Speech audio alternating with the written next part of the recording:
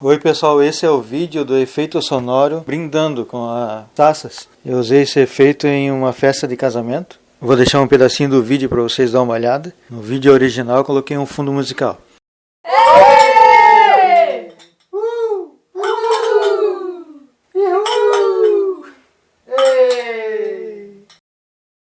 Agora eu vou mostrar o vídeo da parte da festa com efeito sonoro e depois vou colocar uma música de fundo.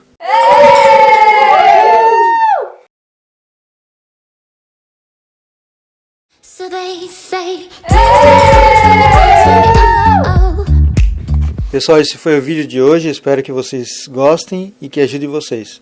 Um abraço a todos, obrigado por se inscrever, pelos comentários, pelos likes. Um abraço a todos, que Deus abençoe.